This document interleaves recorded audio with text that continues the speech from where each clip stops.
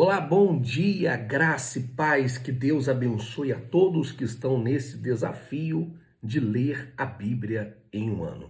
E eu creio que nesse momento com Deus, ele vai fortalecer a sua fé.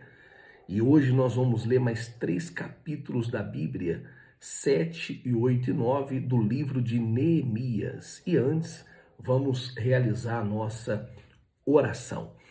Nosso Deus e amado Pai, eu te louvo e te agradeço pela noite de sono que o Senhor nos proporcionou, por mais uma vez estar aqui na fé com todas essas pessoas e meditando e aprendendo a tua palavra.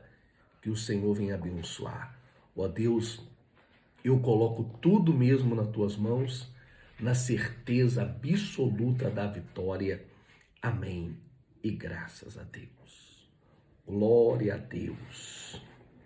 Nós vamos então para o capítulo 7. Nós terminamos, ontem, o capítulo 6, que fala acerca da construção dos muros e também da cidade, que terminou em 52 dias, tempo recorde, que impressionou até mesmo os inimigos.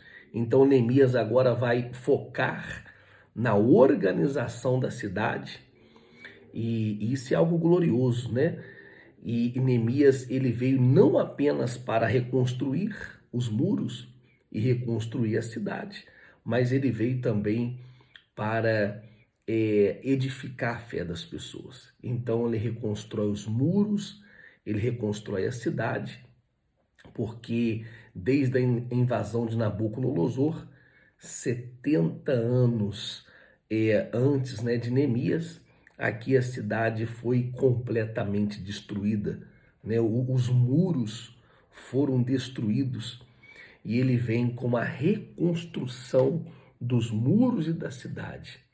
Por que os muros? Por que nós falamos o muro? O muro é a segurança da cidade, E nós vimos a oposição, que não foram poucos, mas foram muitos.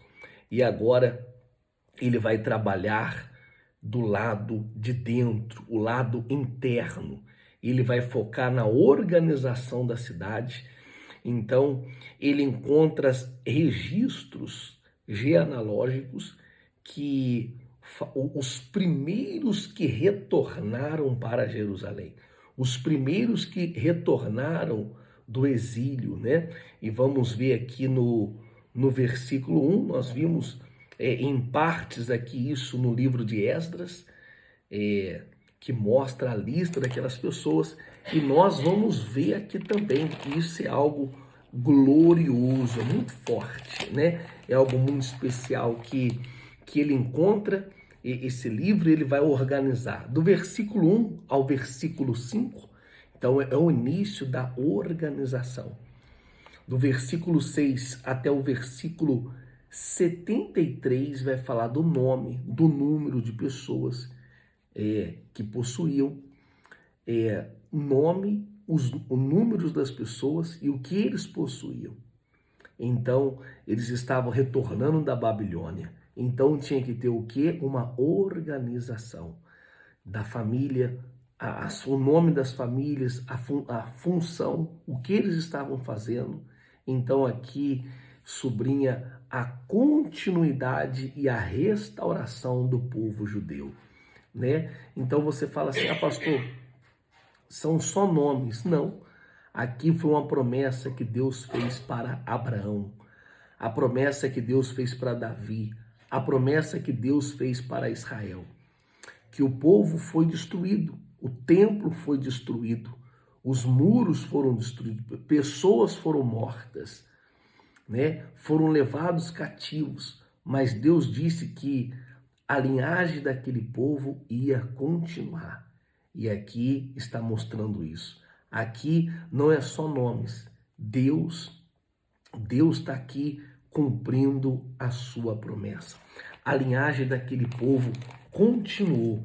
Aqui no capítulo 7, fala aqui, os descendentes de Paros, 2172, de Fatias 372, de Arã 652, de Paete Moabe, por meio da linhagem de Jeua e de Joabe 2818, e assim vai aqui do versículo 8 até o 63. Esses, no 64, esses procuravam os seus registros de família, mas não conseguiram achá-los. E dessa forma foram considerados impuros para o sacerdócio. Por isso o governador determinou que eles não comessem das ofertas santificadas enquanto não houvesse um sacerdote para consultar Urim e Tumim. Então, foi tudo algo organizado. Na onde tem organização, tem crescimento. Então, esse registro aqui é da identidade, é da organização, que traz a prosperidade, que traz vida, que traz a vitória. No capítulo 8, fala aqui sobre a lei que foi lida. E que lei é essa? É o Pentateuco, os 5 primeiros livros da Bíblia, que Esdras está lendo. Aí você fala, poxa, pastor, mas não é o livro que nós lemos de Esdras? Agora nós estamos em Neemias, mas Neemias e Esdras estão trabalhando juntos, estão ali na fé. E agora Esdras está lendo o Pentateuco, o livro da lei, para todas as pessoas. Então eles estavam trabalhando no mesmo período, né? Então ele lê o Pentateuco, as leis de Moisés, para todo o povo.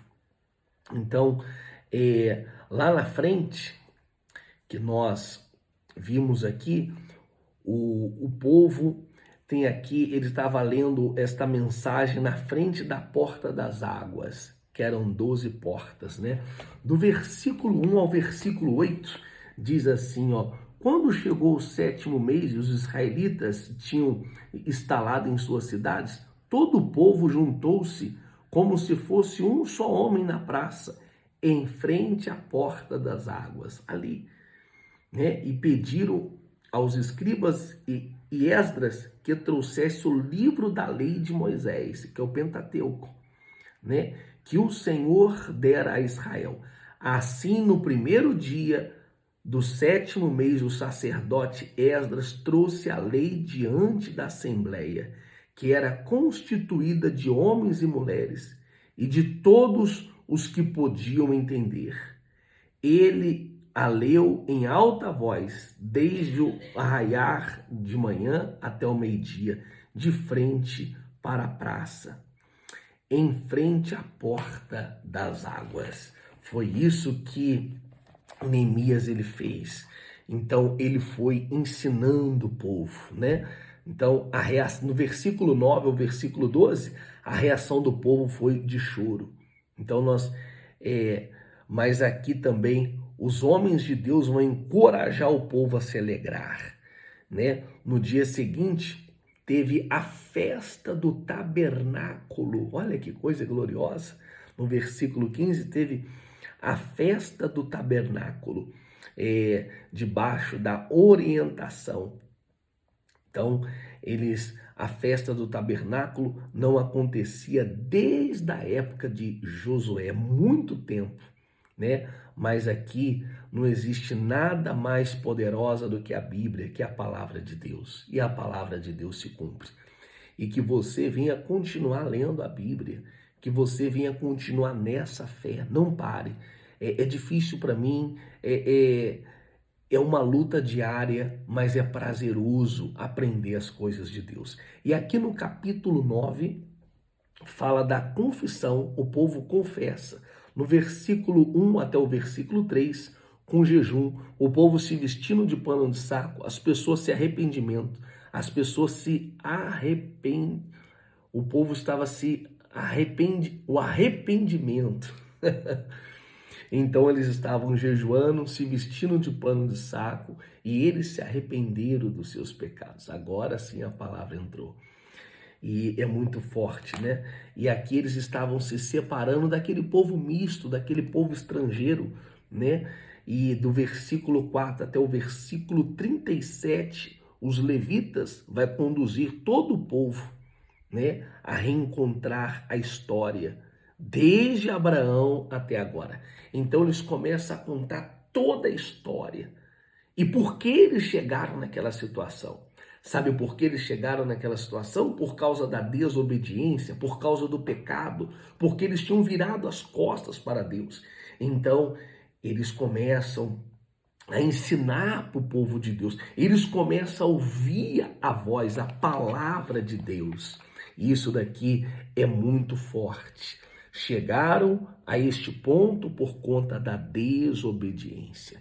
Então eles assumiram no versículo 38 um compromisso de obedecer a Deus, de cumprir os seus mandamentos. E olha aqui o resultado quando a palavra de Deus é anunciada.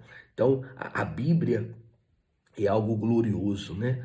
A Bíblia, quando você lê a Bíblia, quando você se interessa com as coisas de Deus, ela gera um impacto, ela gera uma grande mudança. E é isso que eu desejo para você, um impacto, uma grande mudança. Que Deus venha trabalhar na tua vida de uma forma gloriosa e de uma forma poderosa. E eu creio que eu estou aqui e o meu trabalho aqui não é em vão. É para que você venha ter uma mudança extraordinária na tua vida, uma mudança total e completa, tá certo?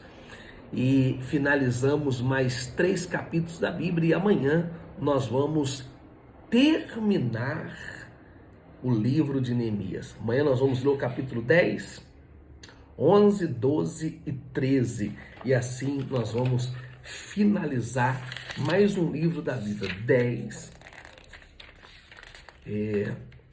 capítulo 10 nós vamos ler amanhã, o 11, o 12 e o capítulo 13.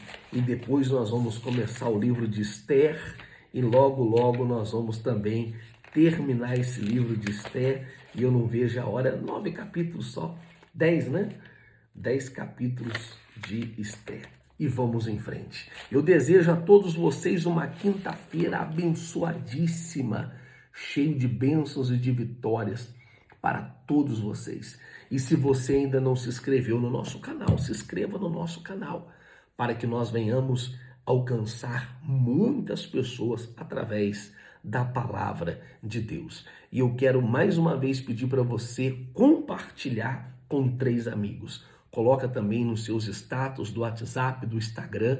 Vamos anunciar esse momento com Deus, esse nosso devocional, o desafio de ler a Bíblia em um ano. Deus abençoe sua vida, um beijo no seu coração e até amanhã, nesse mesmo horário, nesse mesmo canal, se assim Deus permitir. Até mais. Deus abençoe.